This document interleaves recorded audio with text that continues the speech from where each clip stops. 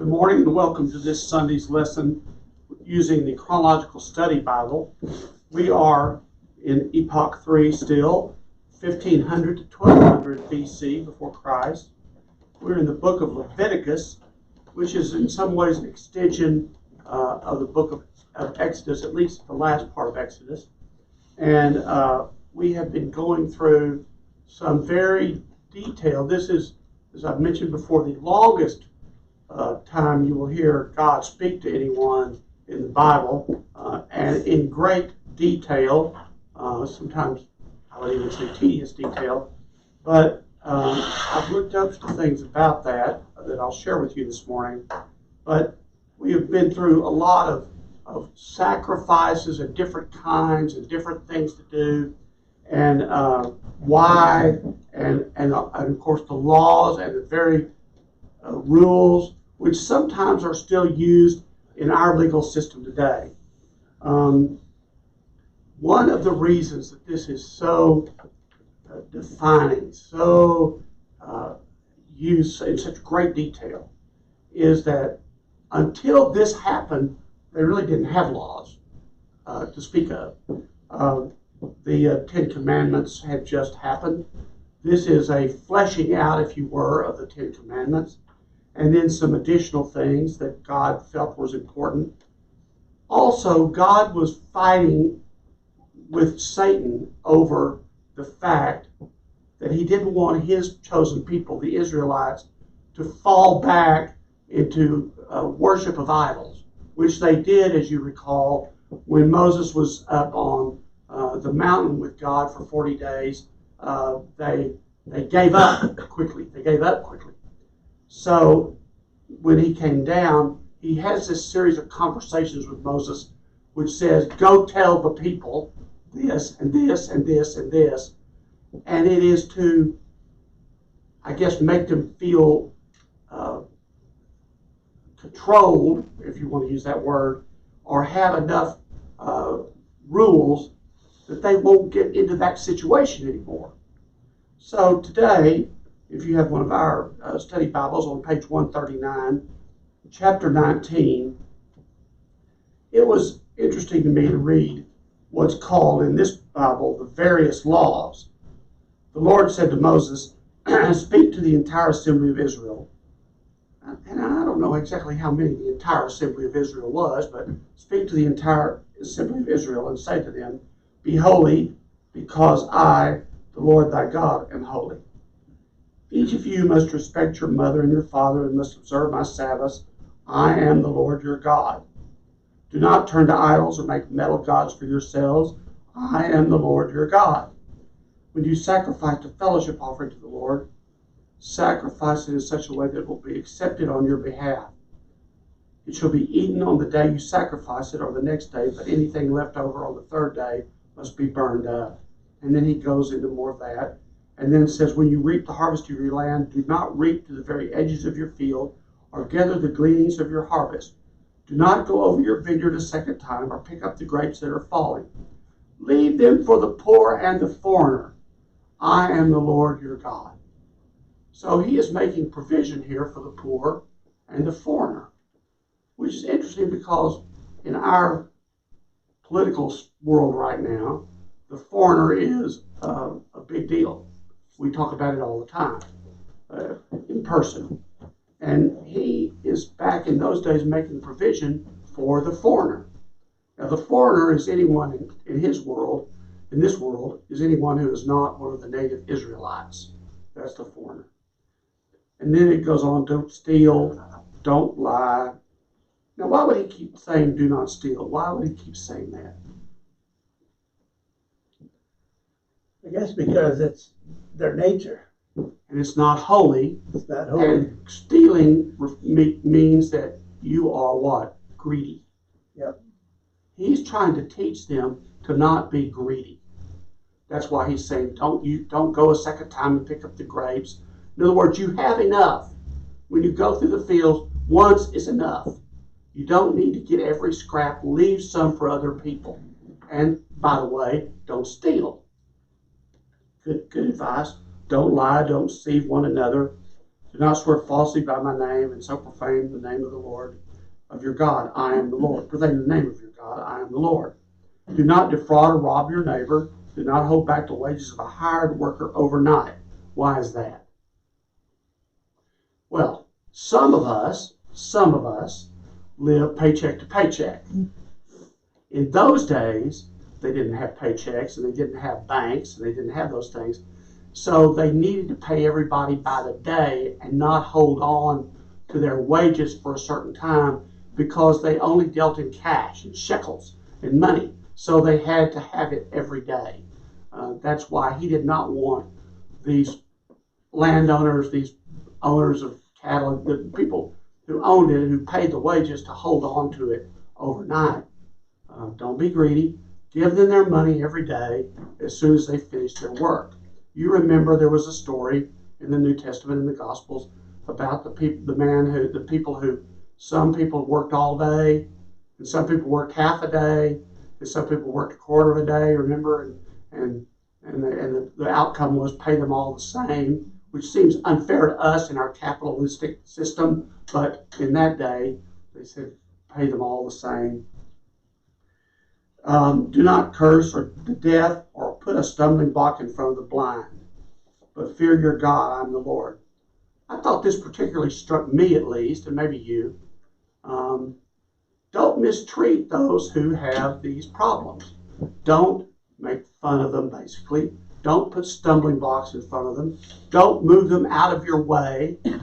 I can't tell you how many times in recent months, I admit it, in recent months, when I have gone on these trips where I've had to fly, and I have complained, not there, but to people I know, including people who try to help me stay on the right path.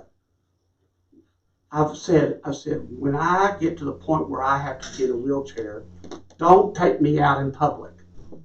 Now, that's me, because I would be embarrassed. I don't want to do that.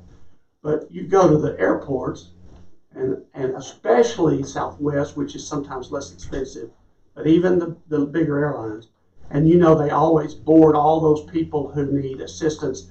And I see, hello? I need assistance. Oh, okay. I see these people, there are sometimes 6, 8, and 10 people in wheelchairs that have to pre-board. And I'm thinking, where are they going? And why are they going? And I would be at home. I wouldn't be out doing that. But so God is speaking to me here. That's what I'm trying to say. Saying, don't curse the deaf or put a stumbling block. I don't do any of that. But fear your God. I am the Lord. Have mercy. Have kindness. Show kindness for them who are in those situations. Do not curse do not pervert justice. Do not show partiality to the poor or favoritism to the great, but judge your neighbor fairly. We always hear a lot about how rich people always get away with everything, and the poor people always get the bad end of the deal in the justice system. But God, back in this time, before Jesus Christ had ever come, says, don't pervert justice, don't show partiality to the poor because they're poor, but also don't give the breaks to the rich just because they're rich. The problem in that has occurred in our time, as you all know, is that the wealthy, or the people who are at least have some money, can hire better attorneys. And better attorneys get you out of bigger messes. I mean, that's just the way the system is, you know. Someone who needs to get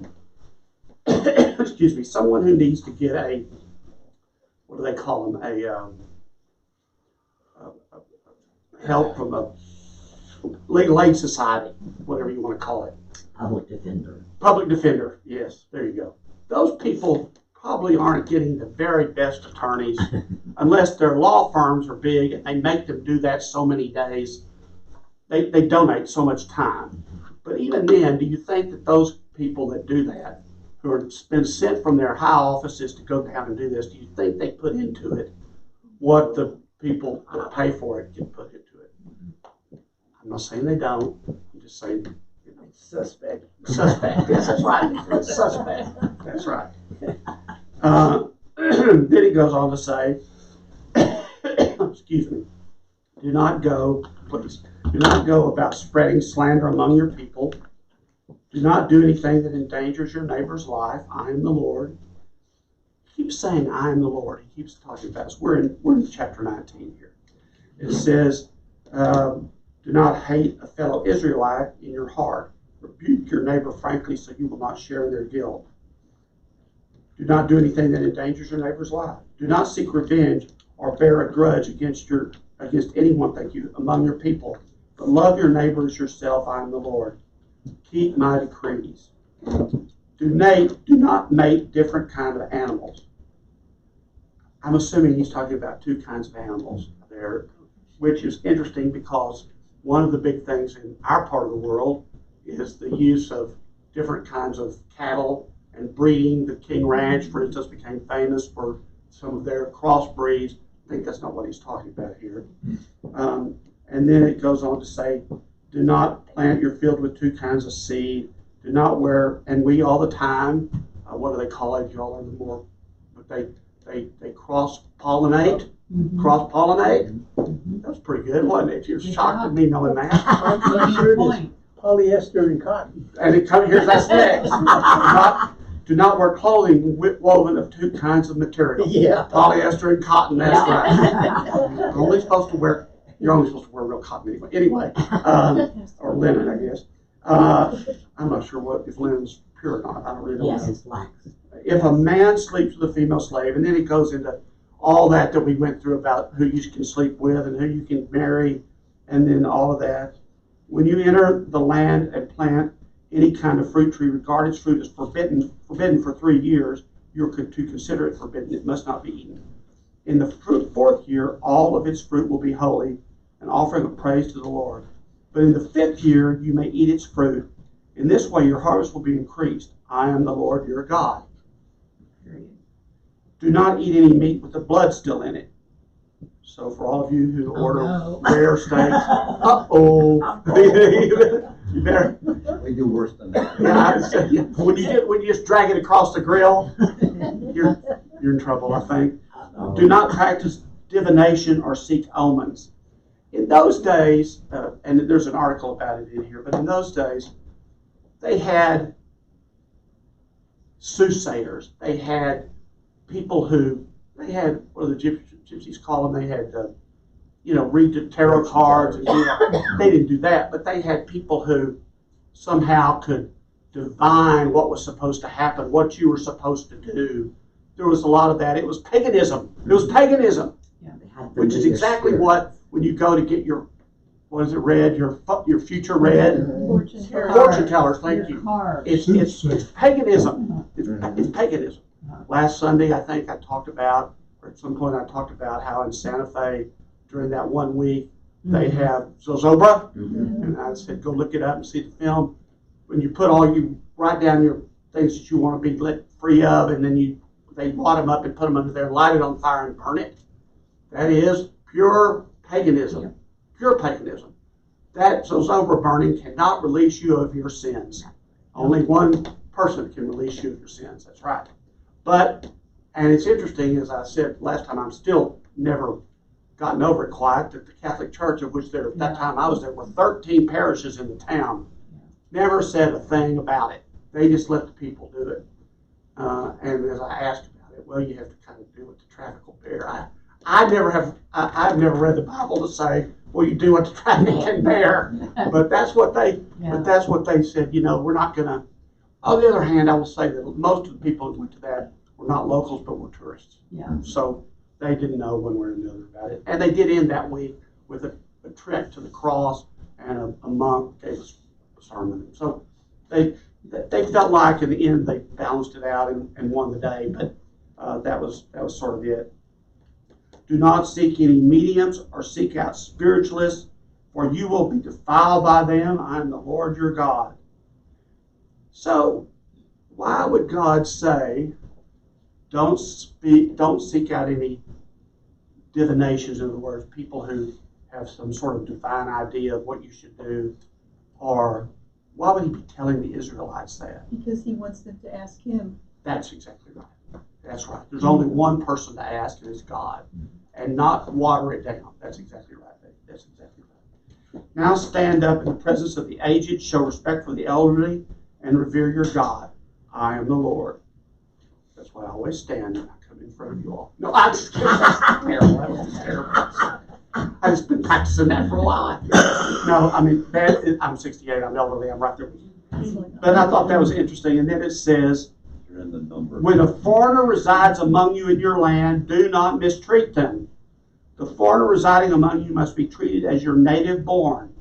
Love them as yourself, for you were foreigners in Egypt. I am the Lord your God.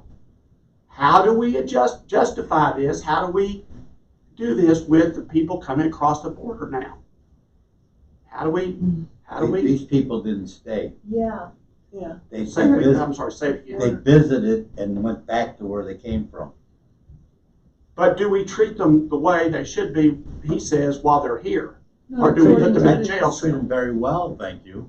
Yes. Yeah. Better than I we think we're did. treating them better than we treat ourselves. Okay, so I'm going so, to ask but you: we when you get to probably- heaven, are you going to have that answer for God?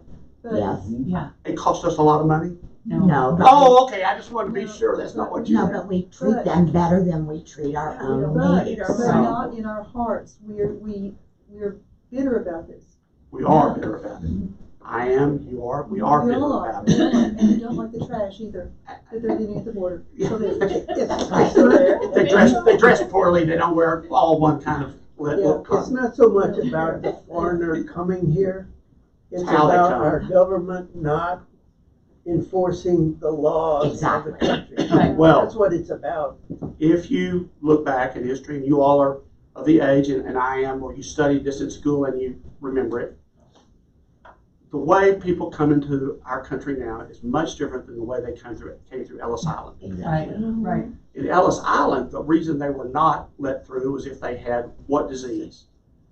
Oh, sick. Tuberculosis, because that was prevalent in Europe. Right. So if they had tuberculosis, they checked them medically. right. They didn't check them on there was no way to check whether they were rapists and murderers. They didn't have any way to do it like we do. We don't really either because we don't have any records. But they checked them for health. And they said if you have the main disease was tuberculosis, there were others. Then they put them in, and the hospitals were still there, not used, but they put them in those rooms until they cleared up or died, one of the two. I mean, they treated them. They had doctors and nurses. They treated them. And once they were made well, then they were allowed to continue on into the United States. But in the meantime, they were out there on Ellis Island or on one of the other islands. But they were also documented as they came in. They were. We knew who was That's why you here can and- go look up in Exactly. the books on Ellis Island. You can look up your relatives. Ancestors. And the other thing is that most of those people were trying to continue to get everybody to come here, as opposed to sending the money they made here back there. Right. I'm not saying any of this is right or wrong. I'm just saying that it was a different system in when they were coming back through Ellis Island as they are now. They came on ship. They were controlled because they couldn't get across the ocean. Now all they have to do is cross a river, sort of, if it rains enough. So Yeah, you know. exactly. And the country need people. Yeah. We needed Yeah. people to populate the That's country. right. Well, and also, even though all of those people had their own background, I'm German Irish. You all are all something, from that. Unless you're 100% Indian, you're all some of that. They also, and even though we have St. Patrick's Day and we have whatever, what is German the Fest. Polish Day? I don't know. St. Joseph. There you go. Thank you. German. But still, by and large, Oktoberfest. Yeah. they came over and assimilated into America and paid their taxes and did their, they became Americans first. Right. They learned English. They, Right. all of that. And there weren't schools back then that said English first. They just had to be able to do it. That's right. They just had to be able to do it. Now there were certainly lots of poor treatment of them. We know that there were You can read stories of many. One of the things that changed for the better for immigrants in those days were the big fires that happened in factories, clothing factories and things when they would catch on fire. And they paid the people pitifully. I mean, there's no question they were not treated equally. There's no question about that. But they were glad to have a job, and they were glad to be part of America, and they saw a future in what would be for them and their families in America. Now it's more about make the money, live 10 in a room, and send them all back. Now, that's my opinion. I'm on TV, so it is my opinion. I take it, I own it, whatever it is. However, I'm just pointing out that God is saying about them, do not mistreat them, and do not and must be treated as your native born. And Betty came with the exact right thing, and that is, it's not that they're not treated maybe as well, but it's that we don't in our hearts accept them. That's the issue. And so I think what we're talking about here is what you're saying, and that is, we can be satisfied that we're doing what we need to do for them. Maybe God's saying in our hearts, in the way we think, don't be hateful, we do it, but we do it begrudgingly. So I think that's right. I think that's a good take on it. And then it says, do not use dishonest standards when measuring length, weight, or quantity. Do you remember hearing the stories growing up of your mother maybe or somebody going to the grocery store and saying, watch the butcher, they'll put their thumb on the scale? Yeah. You ever hear that? Yes. Yes. Yeah. Because they charge by the pound. Uh-huh. An honest weight, an honest ephah, and an honest hin. I am the Lord your God who brought you out of Egypt. He's saying this, I am the Lord your God who brought you out of Egypt. Because why? Because he's saying, you were in a mess and I saved you. Now do what I say. Because I know best for you.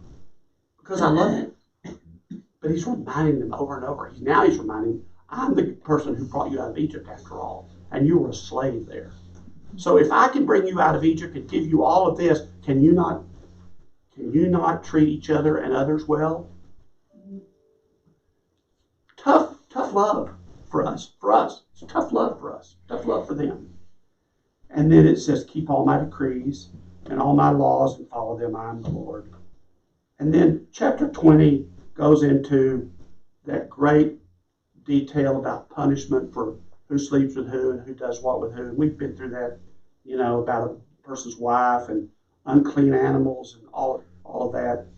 I thought I'd skip to chapter 21, which is rules for priests. I know y'all are waiting for that one. The Lord says to Moses, speak to the priests, the sons of Aaron, and say to them, a priest will not make himself ceremonially unclean for any of his people who die, except for a close relative such as a mother or father, his son or daughter, his brother, or an unmarried sister who is dependent on him since she has no husband. For her he may make himself unclean. He must not make himself unclean for people related to him by marriage and so defile himself. And it goes on to say that a couple of more times in here. And since I'm sort of funeral related, it will go on later to say in this chapter, do not leave the temple for unclean people. So in that way, he's saying, have whatever service you need to have for the person, but don't go out, don't go to the graveyard, don't go to the house where they are. Do this work, Right. but don't do anything else. And he says, priests must not shave their heads or shave off the edges of their beards or cut their bodies. They must be holy to their God and must not profane the name of their God because they present the food offering to the Lord. The food of their God, they are to be holy. Let's talk about the hair for just quickly. How many of you know or have seen or lived in a town where there are Hasidic Jews, or seen a movie where there are Hasidic Jews? And what do they all have? The men. And they have Exactly. the Yes, curl that thing. curls. Prayer And girls. they have a name for them. I'm trying to remember. I had it on the tip of my tongue there for a minute. And they have beards. Yeah. And they walk onto the temple, Right. and they do all of those things. So if you're wanting to know why they do it, Yes. here in the 21st chapter is why they, or whatever chapter, 21 is why they do it. That's where they Interesting got it. side note. They are Hasidic Jews. They are not Reformed. They are Orthodox Jews, and they are keeping the commandments in that way. They must not marry women defiled by prostitution or divorce from their husbands, because priests are holy to their God. Regard them as holy because they offer up the food of your God. Consider them holy because I am the Lord am holy. I will make you holy. If a priest's daughter defiles herself by becoming a prostitute and disgraces her father, she must be burned in the fire. And then it goes on about anointing oil poured on his head, and has been ordained to wear the priestly garments, must not let his hair become unkept or tear his clothes. He must. Have you ever been to a Jewish funeral? Mm-mm. Mm-mm. So they have, now they do it different. They put a black ribbon on the people, and they take that off at a certain time during the service. But used to, they would take scissors and they would tear and rend their shirt, tear their garment as a sign of sorrow. Now there's little black, and we pin them on people, and then they take them off, and that's Symbolic. it's evolved. Printing your clothes. Yeah, it's evolved into that. And then it says, and then it goes on and says, he must not make himself unclean even for his father and mother, nor leave the sanctuary of his God or desecrate it, because he has been dedicated by anointing oil of his God. I'm the Lord. They lived in the temple in those days. They lived in the temple. That's why later on the Catholics had the priests lived in the places at the church. They still do in a lot of places. Rectory in the church. They were keeping their version of this commandment, but they lived. So they lived in, and then it says here, or leave the sanctuary or desecrate it. Then it says the woman he marries must be a virgin. He must not marry a widow, a divorced woman, or a woman defiled by prostitution, but only a virgin from his own people. Whew. Well, I'm 68, so I'd have trouble with that one. Yeah. So that was in those days what they did, so that he will not defile his offspring among his people. I am the Lord who makes him holy. That's always important. I'm the Lord who makes him holy, who makes the priest holy. The priest is not holy. He is made holy by the anointing of oil. Remember it said there, the anointing of oil. So when a priest is ordained, when I was ordained, kneeling in front of the bishop, he put oil on my palms. And that is going back to this oil. And he put oil on my forehead. So that's that's the symbolism of that. Then the Lord said to Moses, say to Aaron, for the generation to come, none of your descendants who has a defect may come near to offer the food of his God. No man has any defect may come near, no man who is blind or lame, disfigured or deformed, no man with a crippled foot or hand, or who is a hunchback or a dwarf, or has any eye defect. Well, that's a lot of definitions there, isn't it? Or who has a festering or running sores or damaged testicles even. No descendant of Aaron the priest who has any defect is to come near or present the food offerings to the Lord. He has a defect, he must not come near to the offer the food of his God. He may eat the most holy food of his God as well as the holy food. But yet, because of his defect, he must not go near the curtain or approach the altar, or so desecrate my sanctuary. I am the Lord who makes them holy. So, I wanted to say about that just a second.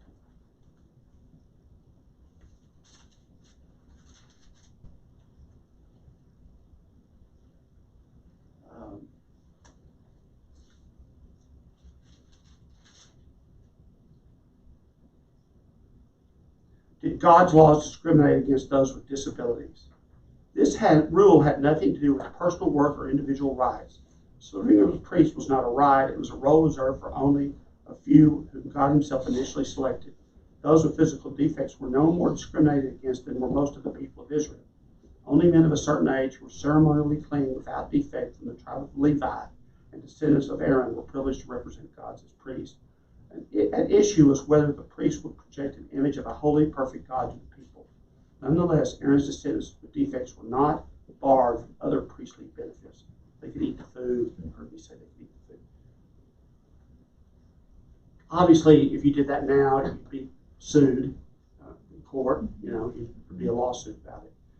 But remember, this is the start of this, and God is trying to set.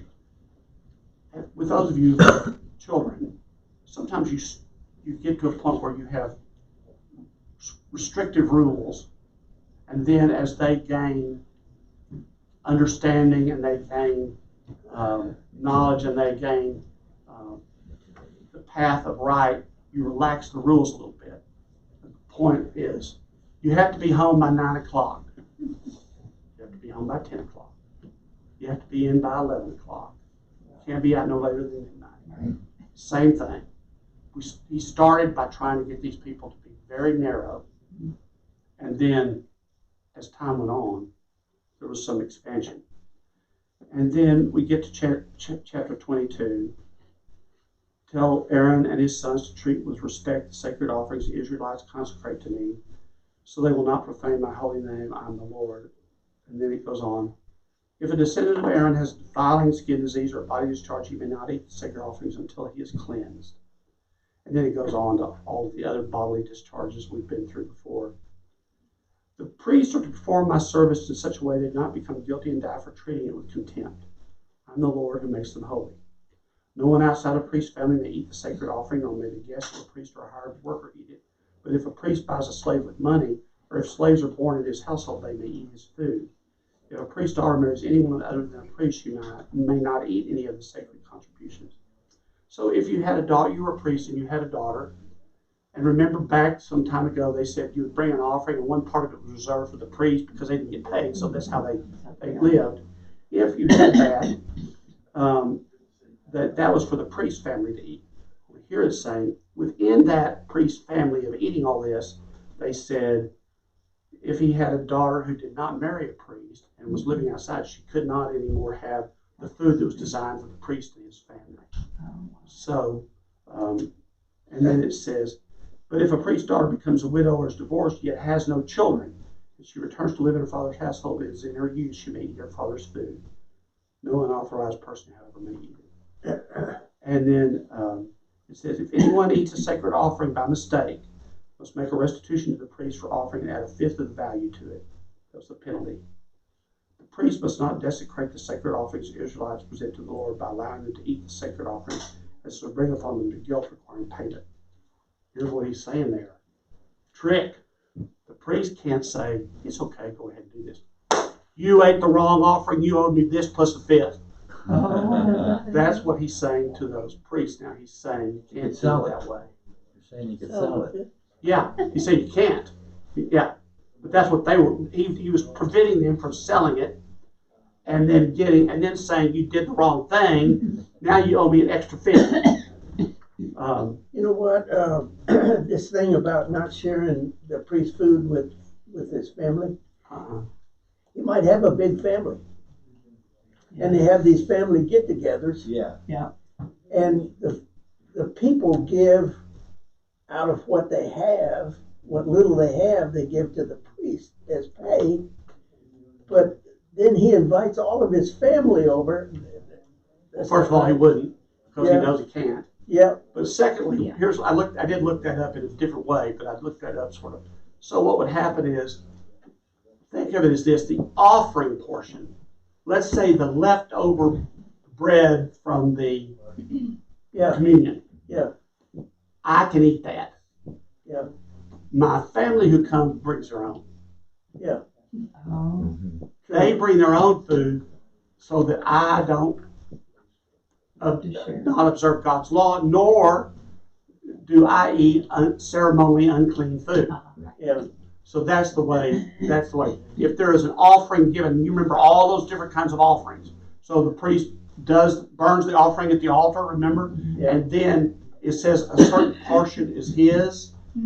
He and his wife and his children at home and his mother and father if they live at home. In other words, the people in his house can eat it. Yeah. If a daughter marries and leaves, it is married to a priest. It is married to a priest, she can. But if she's not, she can't. And so if he had a family reunion, I think he left that out because he knows family reunions were just absolutely the most horrible thing in the world. But if he, but nonetheless, he's saying to them, if you come to the family reunion, if you come to the potluck, Yes. bring your own stuff, Yeah. because you can't eat my stuff. Right. Yeah, If we were trying to follow this in the Old Testament way, yeah, and we had a potluck, I can only, but see, now we because of Jesus, we don't do burnt offerings. We don't do it. Jesus was the offering. But in those days they didn't have that, so they had all these animals and people, you heard the doves and the clear, the clean, and all of that stuff. So I would keep mine. That's what I would bring my plate in and eat it, and you can have it, but you could bring your own food to the potluck and eat it. And others Bringing eat your that. wafers and wine. I can bring my wafers and wine and sit down. But I don't have to do that. None of us have to do that anymore Yeah. because Jesus was the ultimate sacrifice. And he took the place of these kinds of sacrifices in the Old Testament. that's right. But until that happened, this is how they lived. These rules were to get them to, so okay, here's the thing. Remember we started out by saying, God has in the Bible what he wants us to know, nothing more, nothing less. God, all-knowing God, I love that phrase, all-knowing God, knew that it would all fail and that he would have to become incarnate in his Son, Jesus Christ, and come to this earth. From before the world was created, he knew this. It's hard to comprehend this. It's one of the most hard, difficult things for me to comprehend is why would he do it if he knew he was going to have to do all this? But we don't know the answer to that, and it's not in here. So, We won't ask because we'll be in heaven and we'll be so happy we won't care. Okay. so Good, but we the, already know. so the Jewish people of the Old Testament and those of today who have the Torah, which are these, five First books? 5 books of Pentateuch, yes. Yeah, they don't believe this anymore. Oh, they believe it. They do believe it. They're rich. Well, yeah, they're rich, but I mean, they guide, but they have, what do you call them? They have their own priests, their rabbis, Yeah, who interpret the laws for them. yeah, so they're interpreted differently because They're like they they're don't kind of adhere like to this Episcopalians. anymore. They're a little bit like Episcopalians. Exactly. They kind of They're reformed. but God knew he was going to have to come, and so we have the first 5 books to get us to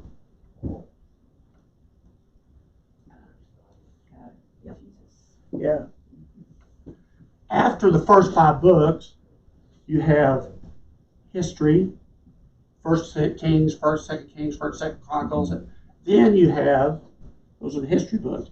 Then you have what? Prophets. That's right. I misspelled that. Didn't I? Prophets. Prophets. And that gets us to, at the end of the prophets, at the end of the Old Testament, that gets us to 700 years before Jesus. There's a gap of 700 years from the last prophet to Jesus. But the first 5 books set down what they needed to know to get them to God becoming Jesus, who would then have what? What did Jesus have? Oh, the new Sacrifice. The new sacrifice, the new covenant. covenant. So, through the sacrifice became the covenant. So that's how this worked. So when you read this, and I read it, and we think, "Oh, this is tough. This is narrow. This is tedious. This is all of these things." It goes back to your daughter going out at 9 or 10 or 11 or 12. He's trying to get them through these books all the way through this to here. It can be tough to do that. But when we understand it that way, it makes a little more sense. Taken in its, we're going through it in such minute detail, which is a good thing to do. But I would say to you, as we look back on it at some point, whether I die before this or not, we'll look back and say, these first 5 books were detailed and very minute and maybe even we might think petty, but they got them to last through all of the rest of this, because in this, what do we read about mostly? What is the one thing that these historical books talk about more than anything?